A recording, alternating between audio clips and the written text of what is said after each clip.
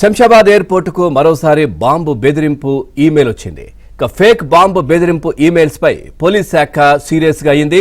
ఈ ఏడాదిలో శంషాబాద్ ఎయిర్పోర్టుకే 28 బాంబు బెదిరింపులు వచ్చాయి. తనిఖీల తర్వాత ఫేక్ మెయిల్స్ గా భద్రతా సిబ్బంది నిర్ధారించారు. ఇప్పటికే బాంబు బెదిరింపులపై ఆర్జీఐఏ పోలీస్ స్టేషన్లో 28 కేసులు నమోదయ్యాయి. బాంబు బెదిరింపు కేసులపై లోతుగా దర్యాప్తు చేయనున్న పోలీసులు సైబర్ క్రైమ్ పిఎస్ కు బదిలీ చేయాలని యోచిస్తున్నారు.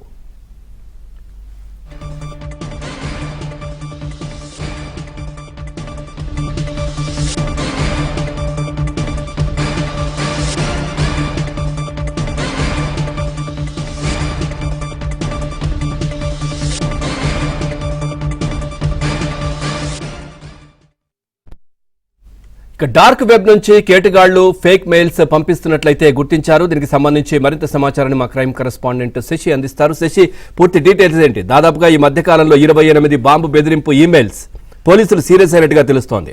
పూర్తి డీటెయిల్స్ ఏంటి?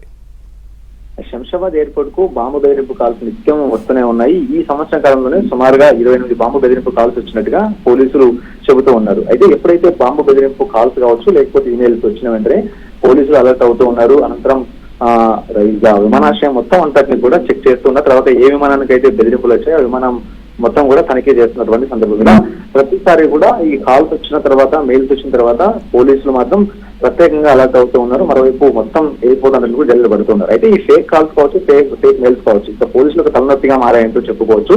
సుమారుగా ఈ సంవత్సర కాలంలోనే 28 ఫేక్ బాంబు బిజినెస్ కాల్స్ వచ్చాయి. అయితే ఇందులో కొంతమంది అరెస్ట్ చేశారు, కొంతమంది గుర్తించి వారిని ఇప్పటికే రిమాండ్ చేసినటువంటి సందర్భం కూడా కనిపించింది. అయితే ఇప్పటికే ఈ బాంబు బెదిరింపుల మీద ఆర్టీఐ పోలీసులు ప్రత్యేకంగా దర్యాప్తు చేస్తూ ఉన్నారు. అయితే ఈ కేసుల మీద లోతైన దర్యాప్తు చేయాలంటూ కూడా ఇప్పటికే శంషాబాద్ ఎయిర్పోర్ట్ పోలీసులు అందుకు అనుగుణంగానే నిర్ణయం తీసుకున్నారు. వీటిని సైబర్ క్రైమ్ పోలీస్ స్టేషన్ బదిలీ చేయాలంటూ కూడా ఇప్పటికే ఎయిర్పోర్ట్ పోలీసులు భావిస్తూ ఉన్నారు. ఎందుకంటే వీరంతా కూడా కొంతమంది డార్క్ వెబ్ ఉపయోగించి ఫేక్ మెయిల్స్ చేస్తున్నట్టుగా ఇప్పటికే పోలీసులు గుర్తించారు. వాస్తవానికి మొబైల్ ద్వారా, ఫోన్ ద్వారా ఎవరైనా కాల్స్ చేసినా సో వాటిని వెంటనే పసిగట్టేటటువంటి అవకాశం ఉంటుంది. తర్వాత వారు గుర్తించేటటువంటి అవకాశం కూడా చాలా జరిగిగా ఉంటుంది. కానీ డార్క్ వెబ్ ఉపయోగించి ఈ మెయిల్స్ పంపించేటటువంటి వారిని కనిపెట్టడం కొంత కష్టంగా ఉంటుంది. సో ఇలాంటి నేపథ్యంలో శంషాబాద్ ఎయిర్పోర్ట్ కు సంబంధించిన పోలీసులు సైబర్ క్రైమ్ పోలీసులకి ఈ కేసులను బదిలీ చేస్తే వారు సమగ్ర దర్యాప్తు చేసేటటువంటి అవకాశం ఉంటున్నట్టు కూడా భావిస్తూ ఉన్నారు. సో అందుకు అనుగుణంగానే సైబర్ క్రైమ్ పోలీసులకు ఈ మొత్తం కేసులన్నీ కూడా బదిలీ చేసేందుకు ఇప్పటికే శంషాబాద్ పోలీసులు రంగం సిద్ధం చేస్తూ ఉన్నారు. సో మొత్తానికి ఈ ఫేక్ బెదిరింపు కాల్స్ అయితే మాత్రం ఇటు పోలీసులు టెన్షన్ పెట్టిస్తూ ఉన్నాయి. మరోవైపు ఎప్పుడైతే కాల్స్ వచ్చిందంటే ఇటు ఆర్జీఐ పోలీసులతో పాటు తర్వాత ఎయిర్పోర్ట్ భద్రతా సిబ్బంది మొత్తం హడావిడిగా మొత్తం అంతా తనిఖీలు చేయడం కావచ్చు, లేకపోతే వచ్చినటువంటి బాంబు బెదిరింపు విమానాన్ని దూరంగా వాటిని తరలించడం, ఆ తర్వాత ప్రయాణికులందరూ కూడా ఐసోలేషన్ తరలించడం, ఇవన్నీ కూడా పరిపాటిగా మారుతుంది. సో మొత్తానికి ఈ సంవత్సర కాలంలో అత్యధిక బాంబు బెదిరింపు కాల్స్ వచ్చాయి కాబట్టి సైబర్ క్రైమ్ పోలీసుల చేత ఈ కేసులను కూడా దర్యాప్తు చేయాలంటూ కూడా ఇటు పోలీసులు భావిస్తూ ఉన్నారు.